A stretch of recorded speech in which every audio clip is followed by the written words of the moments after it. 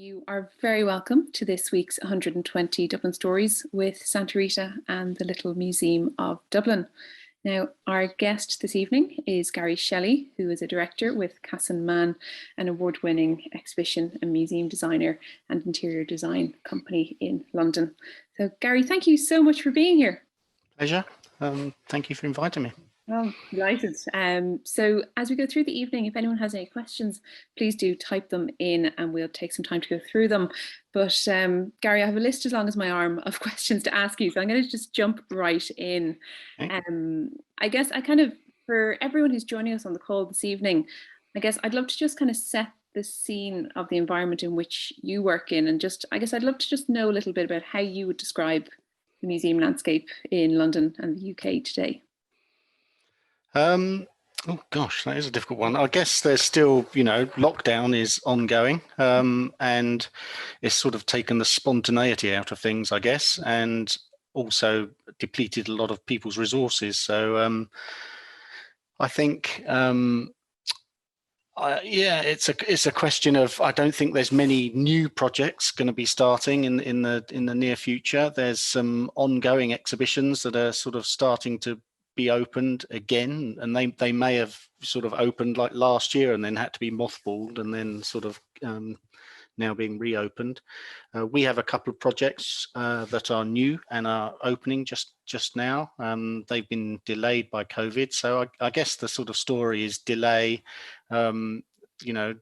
possibly lack of footfall, and possibly lack of money. So not particularly, a positive outcome. No, but in an interesting way, it does sort of feel like over the past 18 months, people have looked to museums to kind of look at where we've come from and look at kind of comparable situations in times gone past to try and see what we can kind of decipher about this particular moment in time that we are all living through. Yeah, I guess it's curious, isn't it? Because it's a historic, it's a sort of visibly sort of different thing that we've lived through that would go down as being historic. And I guess that's where exhibitions come in, that, they deal with those sorts of subject matters, and you're looking back at something like that that's happened in the past, but now, people have lived through these interesting times, as they're called. So I guess that is interesting. I guess another thing as well is, people maybe wanting to get out of the house and do something live, with other people, must be a big driver. And, exhibitions are a kind of a social event. So hopefully, that will get people wanting to go. I think so. And it definitely kind of, even just at a small level on our side, it does seem to be that hunger to get out, to have these kind of human being experiences once again, really is the one of the things that we as, I guess, individuals have been craving. And I think one value that is obviously very much front and center of your work in Casson Mann is this idea that, the audience is everything. You focus your design on meeting the needs of the audience. And one question that we have spent an awful lot of time reflecting on, and I'd be really curious on your thoughts, are, I guess at its simplest, what is a museum? Is it an entertainment organization? Is it hospitality? Is it purely history and archive? Is it a storytelling vehicle? To you, what is a museum? Well, I think we sort of think of it more in terms of like a mixing desk, in that sort of way, as, on the volume of 1 to 10 or something, where a museum experience lies. Is it at one end, British Museum, pure classic sort of object display in an existing architectural space, or is it at the other end, somewhere near entertainment, something like Madame Tussauds or something, and so, that's a sort of, so we look at it as a spectrum, really, and each project that we approach, we try and get to where along that, in sort of, if the British Museum is 10 and Madame Tussauds 0, where along that is this project that we're working on. And I think, with the Heritage Lottery Fund and with the sort of museum's duty to talk to more and more people in different ways, a lot of the sort of entertainment sphere comes into it, really, sort of learning without knowing it, and having a bit of fun, attracting audiences, to something that they might find attractive rather than sort of, in inverted commas, educational. Yeah, it's learning by accident, kind of. We came across, or we came up with a phrase a couple of years ago that we thought we were chuffed with ourselves for a couple of weeks. This idea of boring museums or ancient history. Yeah, that could be it. It's a good play on words, that one. Yeah, we thought we were. Yeah, it was one of those moments. But and I guess kind of when you and I caught up earlier this week, you'd mentioned that, and as you said at the beginning of this conversation, delay has inevitably been a theme of the last 18 months. You mentioned that you've been working on a project with the Imperial War Museum on the Holocaust galleries, and I'm just wondering, at this stage, what can you tell me? All right. Yeah, so it's the new Holocaust galleries. So I think the last ones opened about 20 years ago, maybe longer. In that space, or in that time, thinking has moved on, and particularly sort of, I guess, academic thinking and the public's perception and understanding of the Holocaust have slightly parted. So this gallery is trying to address a couple of sort of new issues and a couple of maybe misconceptions about the Holocaust. So it's a permanent gallery. It's about 1,200 square meters, using mostly the collection of the IWM, but also some quite important loans. And we've really looked at and studied other Holocaust galleries and looked at potentially, I mean, that's one of the sort of interesting aspects of this project. We've looked at potentially how exhibition design could send the wrong message. And so, that even if you're trying to say something, maybe what you've actually designed could be saying something else to a visitor. And we've gone, throughout the world, really looking at different galleries that deal not only with the Holocaust, but difficult subjects, like we went to the 9/11 museum to have a look at that. It's been a pretty interesting project, really, and it's due to open in October. Oh, okay, you're in countdown territory. And I am fascinated by that idea of kind of dealing with sensitive histories, recognizing that there is, this conversation around freedom of speech, but also sensitivity to individual kind of experience and kind of the respect that is needed. And you're kind of saying that you did travel around and kind of, I guess, look at how other people have undertaken that challenge. But I wonder if there was kind of, I guess, if you could give me an example, like, was there a particular artifact or story that ended up making its way into the collection that you either had to challenge with, or? I think we are putting perpetrator stories in, so not in any sort of sympathetic way, but just trying to demystify them, and not have them stand out as monsters, but as people that did sort of bad things. So I think that is different from other galleries, because we're talking about the people involved in the Holocaust. So we're trying to denumber, in a sense, that it just down to victims and perpetrators, but actual people that had that had bad things happen to them or did bad things. So that's one area we've addressed, really, which people might find slightly surprising when you sort of meet some of the perpetrators. And we've tried to look at this sort of idea of collaboration as well, and how ideas, like anti-Semitism, sort of can be used by politicians, particularly, to motivate people to do, sort of lots of people to do bad things, and how that sort of the sort of Nazi ideology really invaded and sort of seeped into the sort of culture of Germany at the time, and cultures of countries that the Nazis invaded, and how they used that. So, I think there are some amazing objects there. There's some amazing stories as well, very tragic stories. I think, again, one of the areas, some of the photographs we have and the way we've used them, I think is particularly poignant. It's an interesting, well, I hope people find it an interesting exhibition. I think when you are dealing with, as you said, kind of sensitive subjects and kind of situations which are often statistics or numbers, this idea of actually stripping it back and going back to human beings and individual stories it sounds like a really powerful way to kind of tell that story. So it'll be interesting as a visitor to come.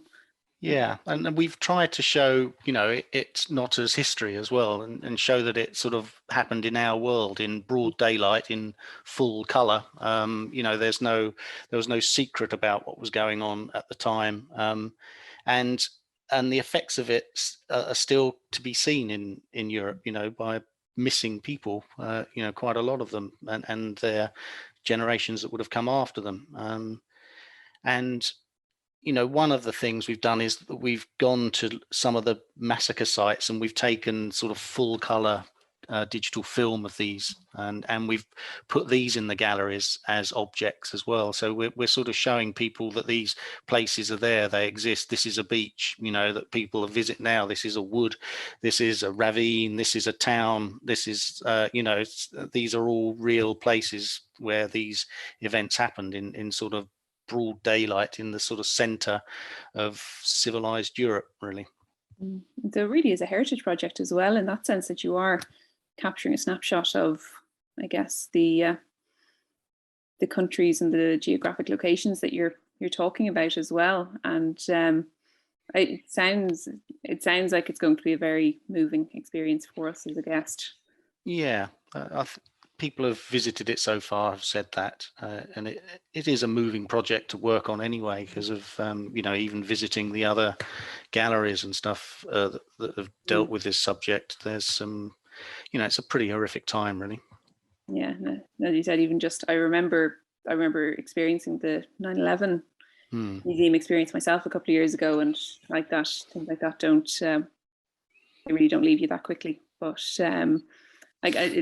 and then I guess kind of, so if we're looking at this kind of 1 to 10 spectrum that you mentioned a moment ago, if that's kind of in and around the 10, that, another project that I was reading about online that I kind of wanted to ask you about was the Hollywood costume exhibition that you did at the V&A, which is, right, I dare say, worlds apart. I read a little bit about, you talk about this belief that, you've got an opportunity to get the highest object display standards and combine them with rich multimedia in a powerful and creative way. And I wonder that project might be an interesting example. I mean, with the V&A, 99% of the time you can more or less, you can guarantee that the objects they put on display are beautiful objects. They're these sort of fantastic things that sort of stand alone in a display case, and you can say that this was made in the 18th century with this technique and it's these materials or whatever. Whereas the objects for Hollywood costume actually weren't that beautiful. I mean, they're actually the sort of discarded. They're kind of industrial waste from making movies. They're the discarded bits that you've made the movie. Now that bit gets thrown away. What you've captured is the bit on film, and they're smoke and mirrors as well. Sometimes not even real clothes, just sort of slightly pinned together things. And so, and I always, and people in the office laughed at me because I kept using this analogy, but I kind of compared it to a snake shedding its skin, and that we just had the skin, and the idea was to try and put the snake back in it. So to try and put these costumes on display in a way that showed why they were designed, and how they were designed, and that they were designed to present a character and who that character was, and the art of the costume designer that had really been not really celebrated up until this point is finding a character, looking in the script, finding a character, and then piecing them together as a sort of three-dimensional person using clothing and accessories so that when that person stands there and says their lines, they feel like they've got a life. They've had a life before they've entered the screen, and they'll have a life when they exit the screen, and you're just meeting them on this particular part of the timeline. So it was really to sort of to try and find out what the costume designers brief was, how they worked, and deconstruct that and show that to the audience coming in. And obviously, because it's film, we wanted to use a lot of film to do that. So that's where media played a part, but it also played a part because of it actually can animate lots of ideas in and lots of layers very quickly, and people can really get it in the same way that they get a movie and all the clues that are given in a movie. So we could pick apart a costume designer's inspiration and ideas and reveal that in a 3-minute animation, in a way that if someone sat there trying to talk to you like I'm trying to do now about it, it wouldn't be as slick and wouldn't be as entertaining, and you probably wouldn't, and because it's a piece of digital technology there in the gallery, it's playing 24/7. Visitors can approach it and at any point and sort of get what they want from it, really. And it is such an efficient and kind of engaging way to engage people, and it is a medium that we all know and are kind of fully on board with as well. I mean, a number of years before that particular exhibition, and we did the British galleries at the V&A, and they had a couple of TV screens in them, and that was kind of revolutionary. That goodness, you're putting multimedia next door to a historic object. And then 10, 15 years later, that was all multimedia, and it was a big thing. And the interesting thing was that people, when they did the audience evaluation, not only was there a lot of word of mouth of people going to see that exhibition, that went to see it through word of mouth rather than through any advertising or PR that was done, but people said about the interactivity of it, and that they were really, really engaged with it. And in truth, there was no interactivity there. It was all show, but it just felt like it felt like, you were immersed in the sort of thought bubble of a costume designer. And I guess that's an amazing compliment, because at the end of the day, it's not necessarily what you put out into the world, rather how the user engages in it that actually dictates the success of a piece. I remember we did an exhibition in the Little Museum a number of years ago on kind of, I guess, Ireland on film, kind of, I guess, on a much smaller scale, looking at a kind of a similar theme. And I remembered we had the Frank head that Michael Fassbender wore, and I would say every other day I got a phone call from the reception. Someone wants to try it on. Can they? No. This was a museum object. Yeah, but it was, it was amazing, the level of excitement that it caused. And I wonder, is there one piece specifically that sits with you from that exhibition? I mean, there's lots of detail in lots of the pieces. I think Uma Thurman's Kill Bill costume, because of the way we had her sort of doing a flying kung fu kick across the stage, and it's got "fuck you" written on the bottom of the slippers that you can sort of see, which you wouldn't see if you just sort of stood the costume there, and you don't see on film, so there's a level of sort of sass really in the design of her costume that's quite amazing.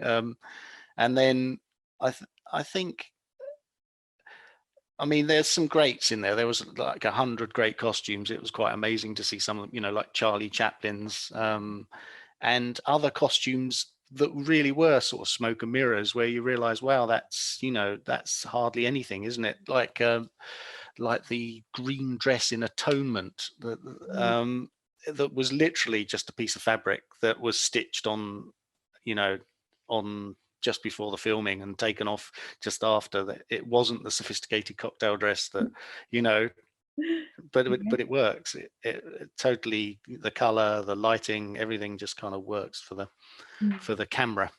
But yeah, and that idea that, you know, in looking at a piece from a film that you love and you get an insight that you didn't know beforehand, like that for a fan must be an amazing experience. And I guess it's, you know, an exhibition like that enables that to happen. Yeah.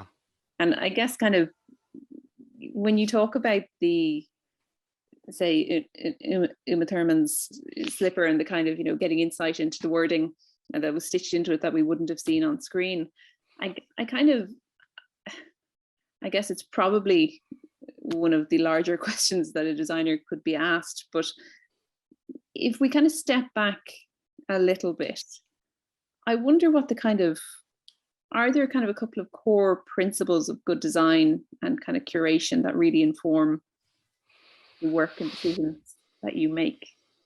Oh, wow.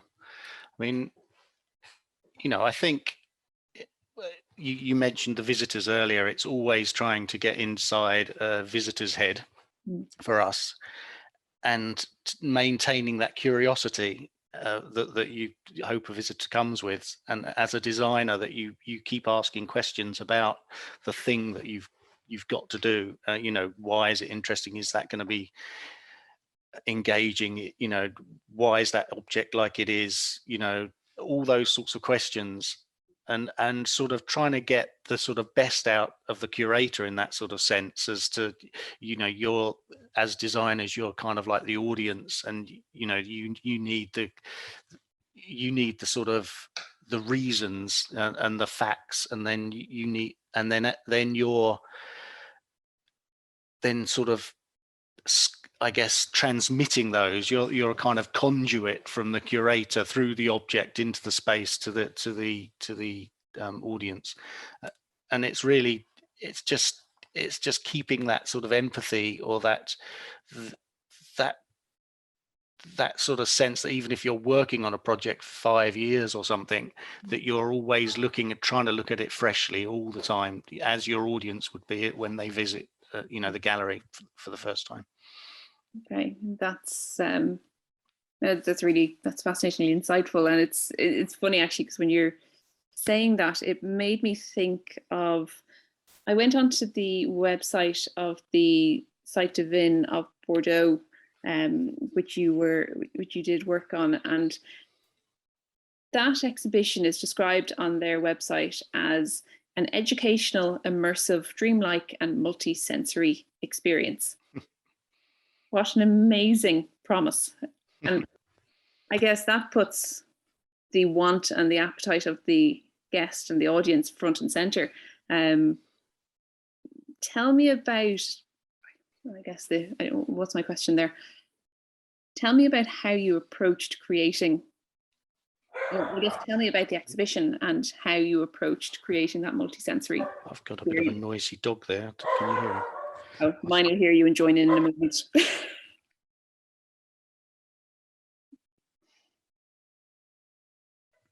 You'll always get the last word, but yeah. So the Cité du Vin is, I guess, again, you look at other examples of wine museums and wine displays, and sort of look at their shortcomings or their positive points. But I mean, the key thing about this was that it was sort of a 3,000 square meter exhibition or permanent gallery, and it didn't have any objects. So they were like, you know, so is it an exhibition? You know, is it a museum even? So again, that goes to the sort of dial of 1 to 10.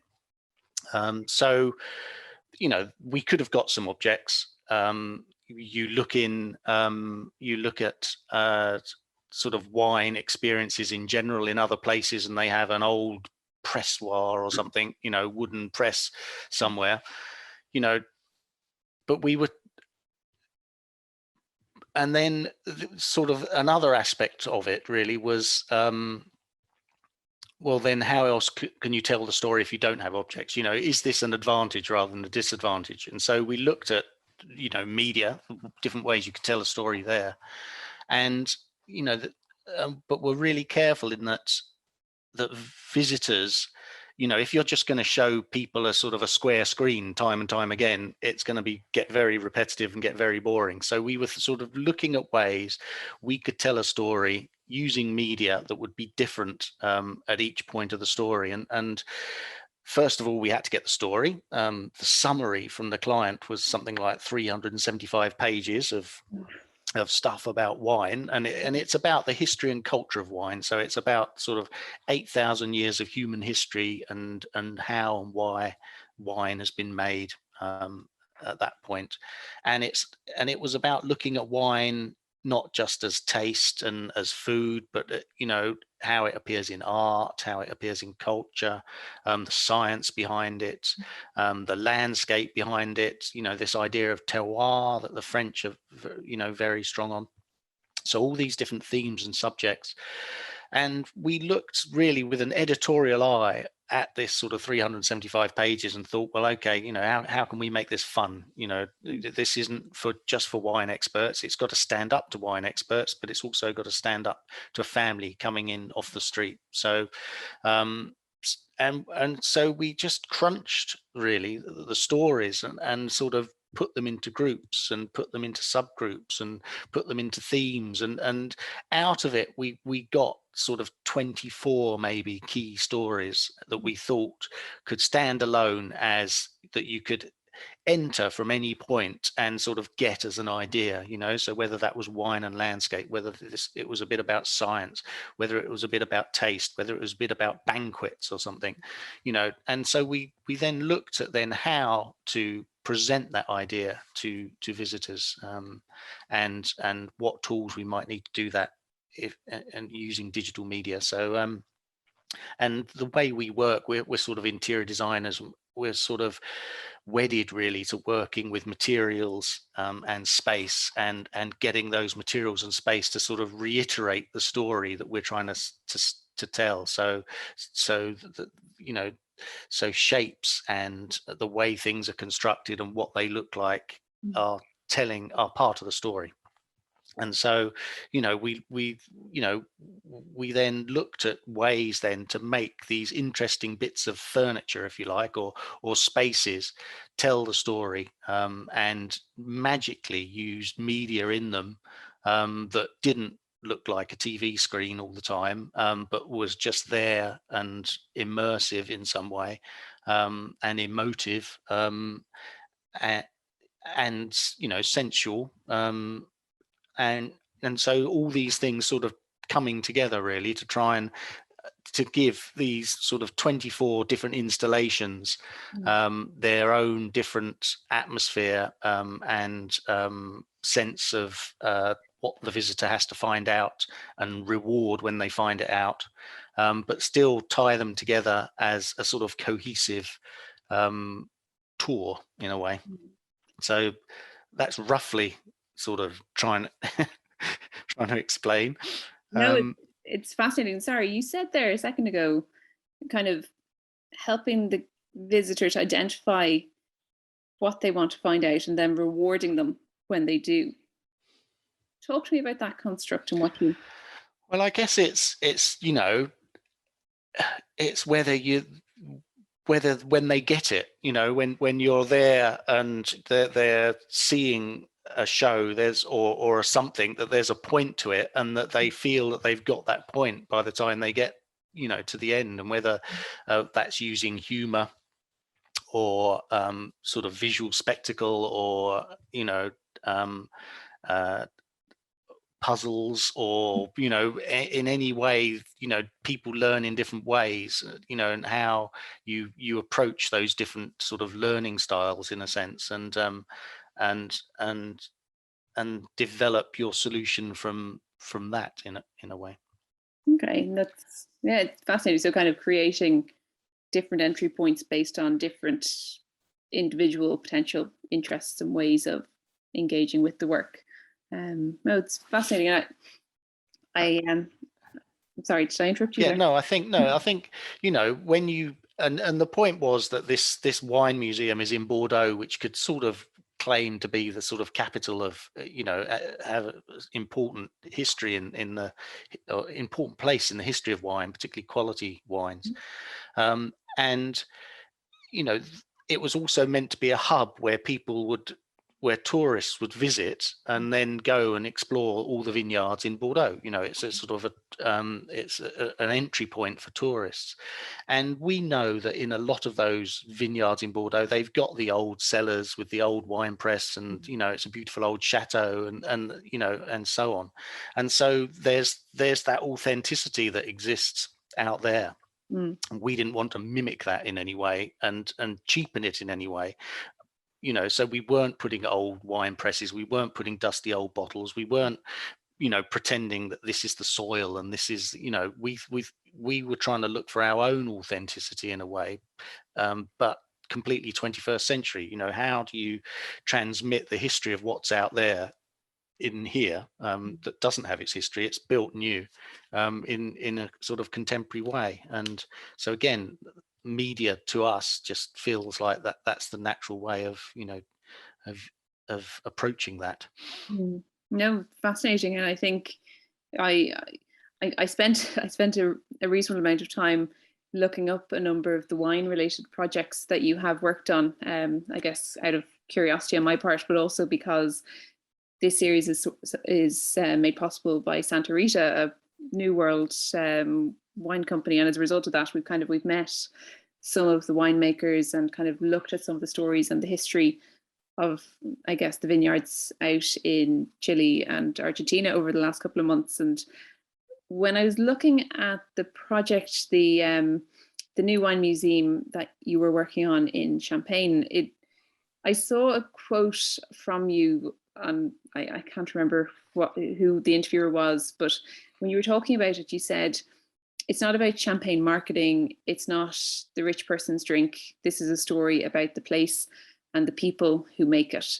And this idea of kind of real people and real stories and kind of going back to, I guess, the heritage is something that really is, I guess, at the heart of what we try to do in the little museum. And I kind of, in reading about that project, I kind of wanted to ask you about your approach to storytelling and kind of interpretation planning. Right. Yeah, well, I guess people stories, you know, other people relate to them. That's what people want to hear. You know, stories rather than, you know, about sort of inanimate objects potentially. And I think, you know, champagne, I guess, sort of speaking broadly about the sort of Champagne project and about Cité de Vin, is one thing you might not realize in the UK is that you might look at wine and think, oh, that's just a, you know, a drink, it's an alcoholic beverage and it gets you tipsy or whatever, or you might look at it as a collectible, or you might look at it as whatever. But to these places in France, you know, something like 80% of that population are something to do with the production of that particular that wine. So, and they have been for hundreds of years. So, and there's a culture associated with that. You know, it's hugely important to that region, not just financially, but culturally. And the people involved in that have got stories to tell, not just about skills and savoir-faire that they have, but, you know, about the depth of that knowledge and that thread of history. And so, you know, that's really that's especially as an outsider to France, that's really what's quite gripping about the whole thing is are these people with passion doing something that isn't the trivial thing. It's actually a really important thing, you know, not only for their family, but for the region, or for themselves, but for the region and the sort of continued culture and history of that country. So that's really, so how do you, you know, get visitors to really get that, you know, and to sort of get that passion really back? And I think when we started Cité de Vin, one of the things, as a museum designer, you get to do a lot of behind the scenes things that's sometimes, quite a privilege. You get to go into the storerooms of museums and up in the attic and things like that. And on the Cité de Vin, when we were doing the research, the client, gave us this tour of Bordeaux during the harvest season. And we were in a field standing there with this guy who was a winemaker, and he's standing up to there with his vines, and he's talking to you directly and with such passion and knowledge, and you're just thinking, wow, this is the experience you want the visitor to have. But obviously you can't ship 1 million people a year or whatever to this guy here, so how do you get this guy into that gallery in some way that will engage every visitor time, one after another, with that same sort of passion and him telling his story. So that was Cité de Vin. That's really what led that project. And similarly, where in Champagne, where it became a lot more specifically about that place and its landscape. We were dealing with more people like that, but putting them in that landscape, and also dealing, because the building was right there in the landscape and the fields were right out there. You could, we were trying to be very poetic about how we looked at that landscape, and sort of love poetry really back, so the visitor, when they arrive, and because they're only there for one day, they don't see the 365 days of how that landscape changes, and what man is doing or woman is doing in that landscape to make it change, because that's that's what winemaking is. It's sort of people and nature sort of working together in some way, and one moving the other, and this sort of tension between them, and this sympathy or empathy, and so it's really, how can you show people that 365 days in the 3 minutes that they're in front of the screen? How can you tell those stories really to so that they become passionate advocates, so they get it really. And it's maybe a silly question, but I'm curious to know the answer, so I'm going to ask it anyway. When I was thinking about the challenges or the opportunities that must come with curating an exhibition that looks at Champagne, my brain inevitably went to a celebration, it went to a toast, it went to this social experience that is what I in my head will associate a bottle of champagne with. And I wonder, did much thought need to go into the kind of the experience of a solo guest experiencing an exhibition like this versus a group? Well, I think you're always thinking of groups.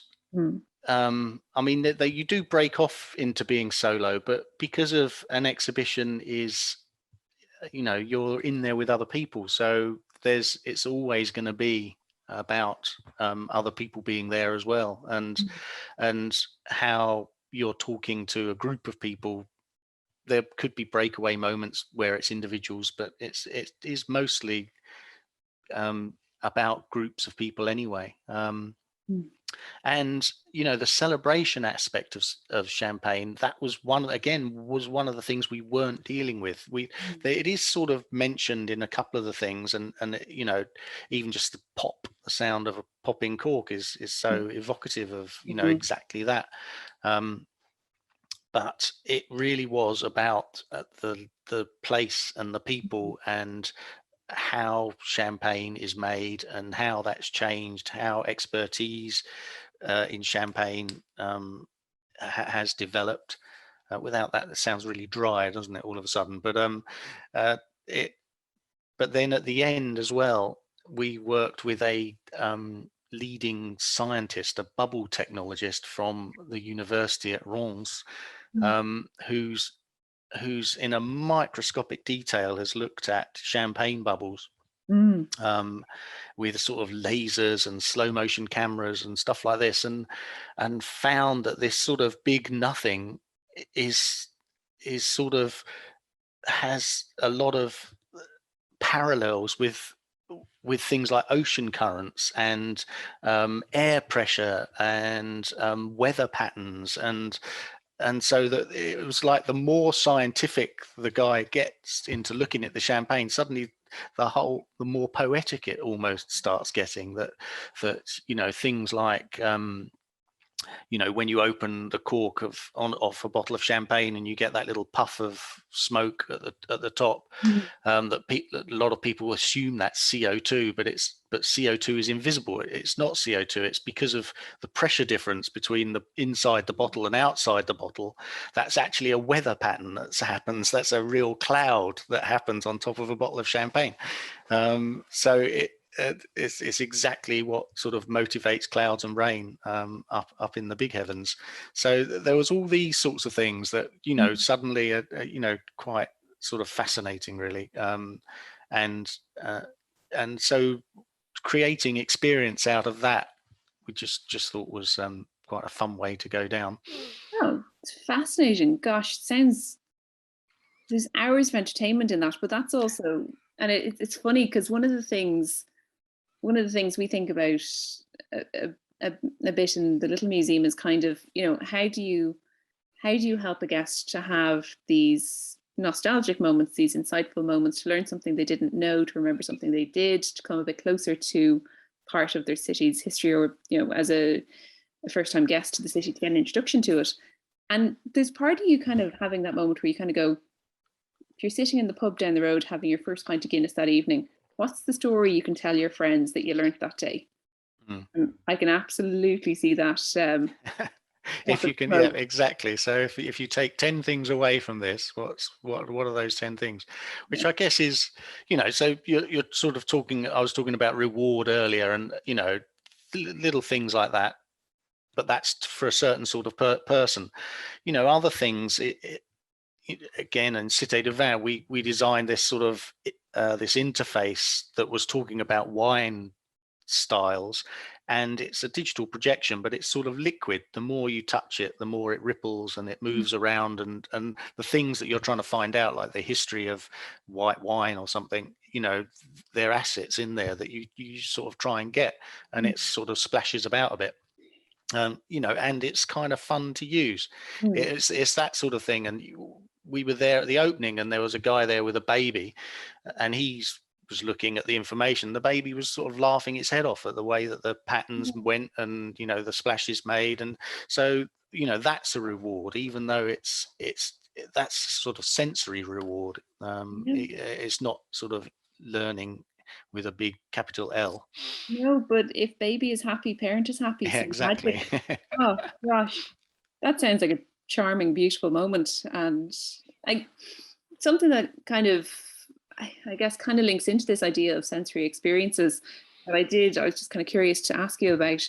I was reading online that you as an organization have done some work with a chef called Enko Atta, who he was 3 Michelin star for his restaurant in Bilbao, which is ranked 16th in the world, and then moved to do a venture in London. And as you mentioned earlier, there is kind of an interior design as well as exhibition design remit that you focus on. And I guess, without being too prescriptive on the question that I ask you, could I'd love to know where you see the relationship between museums and hospitality, and maybe just talk about that project a little bit.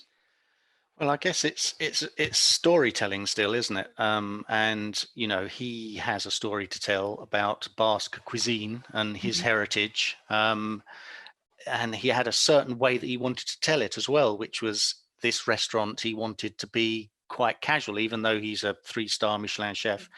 This was meant to be, a casual place for small plates and people, dipping off of each other's plates and, totally relaxed. Mm. So, from our point of view, we were looking at his story, his culture, his background, and trying to make a space that reflected that.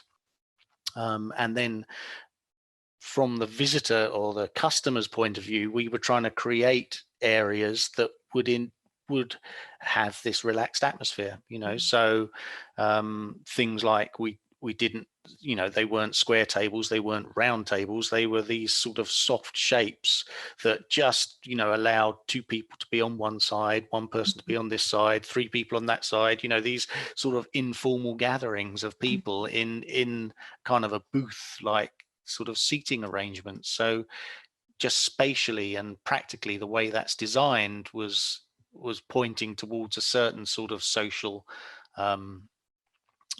certain social experience rather than another social experience. I mean, the space itself is spectacular. I mean, it's a double height space, off Shaftesbury Avenue, sort of lower ground floor. I don't think there's a restaurant with a sort of ceiling height quite like it, in that it's quite amazing from that point of view. And again, one of the challenges was getting people from the street level down there, and it, because of, he wanted to emphasize a sort of lunchtime, as a lunchtime venue, getting daylight down there as well. So all these things that make a sort of pleasant experience.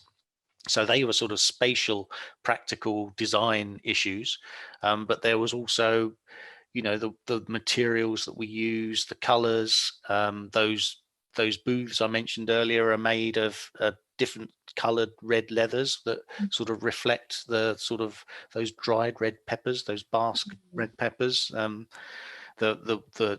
materials, the timber is timber from the area. The furniture was made by craftspeople from the area.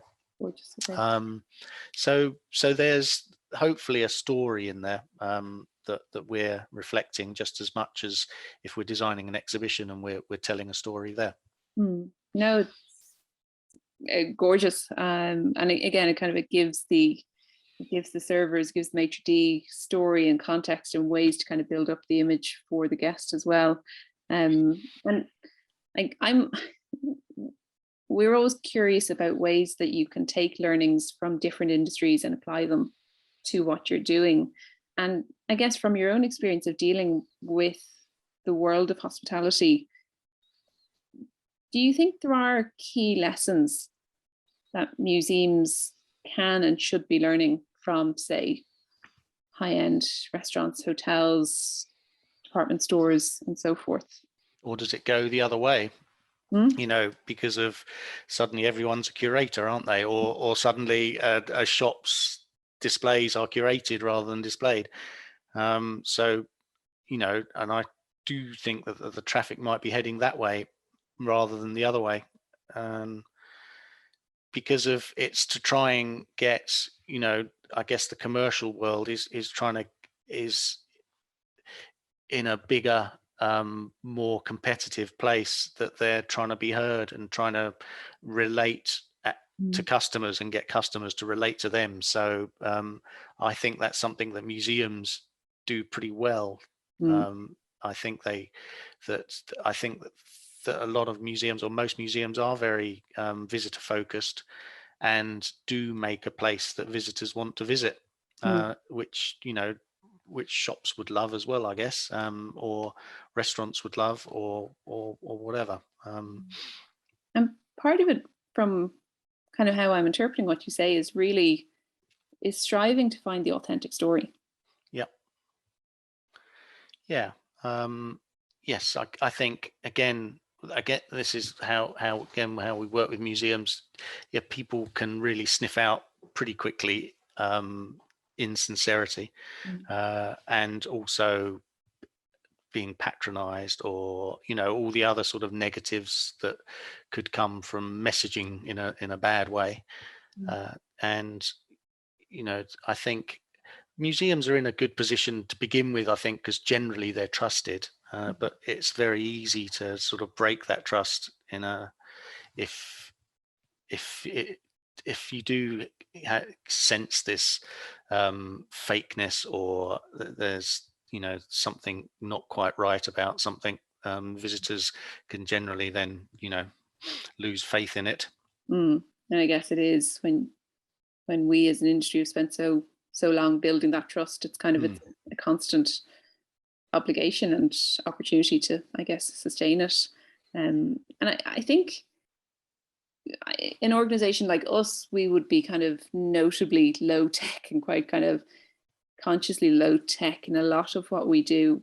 But the last kind of 18 months has thrown everyone into the world of online content, digital exhibitions, and kind of, I guess, moving our programming into a slightly more kind of hybrid fashion. And I wonder, like, I know we've spoken about media within exhibitions, but I wonder what you think the kind of the online digital presence of museums will look like going forward, and how it maybe is perhaps on a different journey than we expected.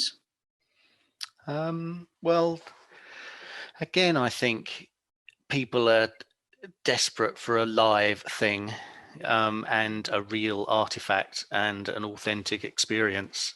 So I think that digital media can be that in some way. It can be its own experience, but I think, if you've got an object, people want to go and see that, don't they? Rather than, I mean, where you do get quite interesting things with, because digital just isn't a computer screen, is it, with faces on it or whatever. That, take for example our project in Lascaux, the caves. They're replicas, but they're taken from digital scans that are so utterly detailed that that's probably better than looking at the real thing, to be quite honest. And it's certainly used as a tool by researchers. They can look at that and really see the detail, whereas the real thing is so precious and valuable and damageable, that that's sort of sealed up, and no one visits it. So the digital can create access in so many different ways, from facsimiles, physical facsimiles, to online facsimiles. Again, some of the paintings that have been scanned in that you can go and look at online in uber detail are themselves quite fascinating, as a sort of technical exercise, but still probably not as good as standing in front of the real thing and, in the way that it's lit, and enjoying it.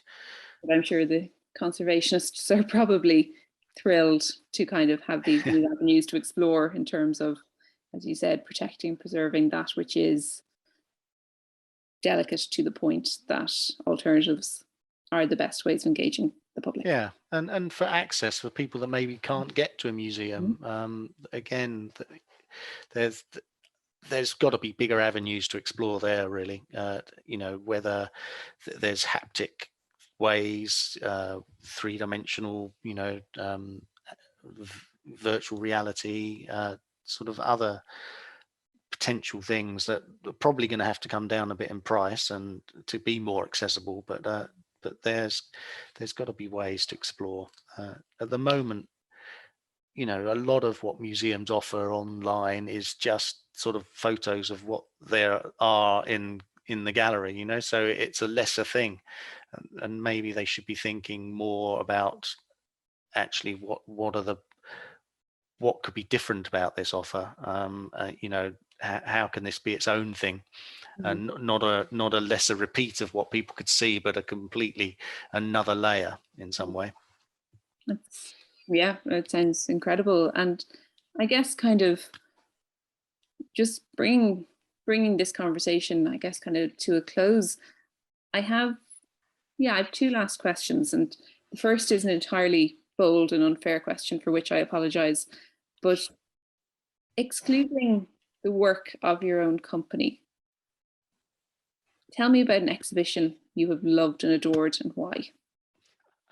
Oh, there's so many, actually. I mean, I think one of the big ones for me was the Natural History Museum in Paris, when that opened like about 20 or 30 years ago, because of it was just or is a seamless sort of blend of taking an old building, making something new, making sense of the building and putting a collection in there that makes sense of the building, and the building helps make sense of the collection, you know, and a kind of visitor experience that's you know, is very dramatic, but also with lots of subtleties in it as well. So it's just kind of like in one umbrella, it sort of just hits everything that you kind of ever wanted to do. And you know, that I think that opened when I was still at college. So, you know, that's always been an inspiration as up there with the greats. And you know, and then there's others, you know, that rival firms have done that that, you know, you just think, oh, that's a nice moment, you know, that's, you know, humorous or, you know, clever. So, you know, there's lots of, I think lots of mine tend to be, you know, in the sort of older, at least 20 years old. Recent ones, I mean, again, there's bits of the 9/11 that are, you know, quite incredible. And I'm just trying to think of any more sort of. But I think the fact that your brain defaulted to something that you experienced 20, 30 years ago, surely that is what every museum designer and curator aspires towards, something that sticks with you and is still delivering years on.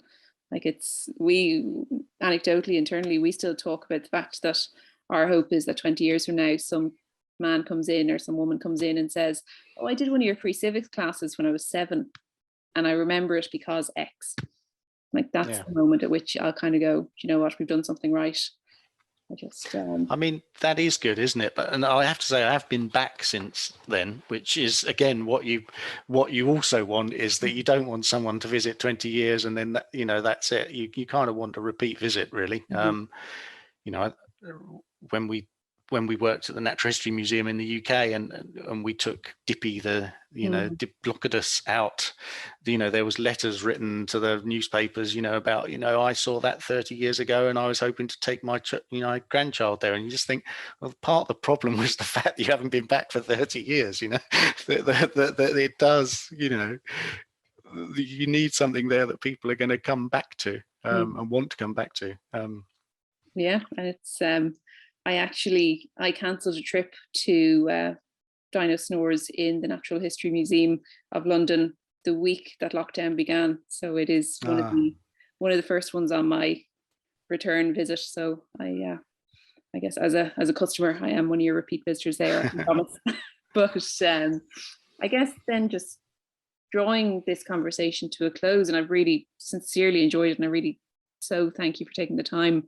Gary, I kind of wonder if you look at the future of museums, what are you hopeful for, or what are you excited for?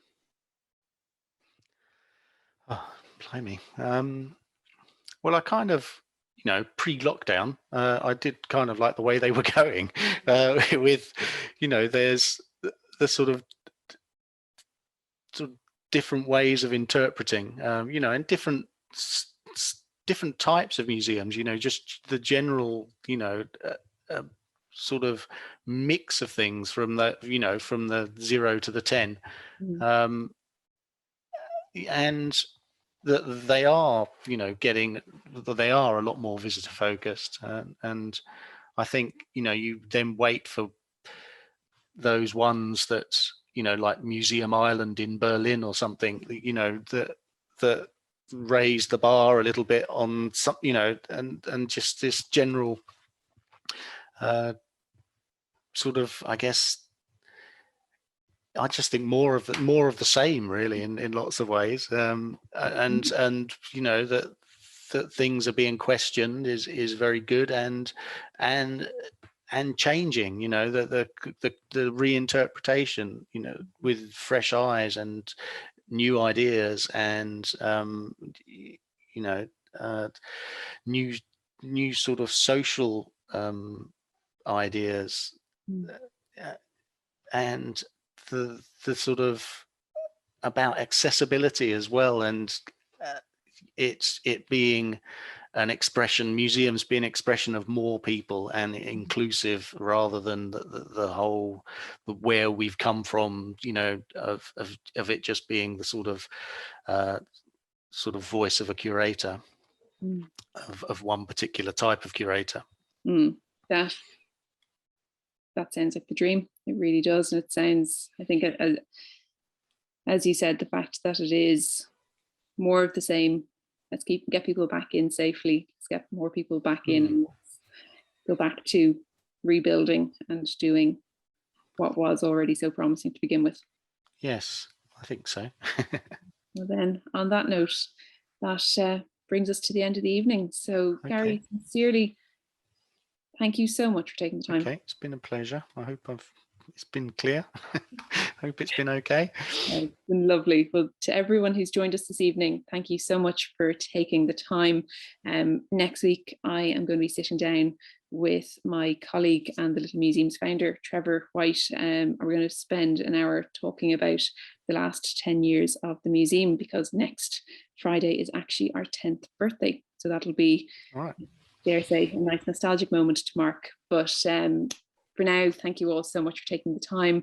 Our guest this evening has been Gary Shelly, a director with Casson Mann in the UK. And Gary, thank you so much and good evening. Okay, thank you, and you. Bye-bye.